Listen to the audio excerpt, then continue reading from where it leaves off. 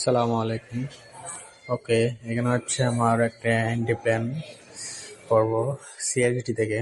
এখান থেকে আমি এন্ট্রি নিছি। এটা হচ্ছে ইউরো ইউএসডিটি মার্কেট।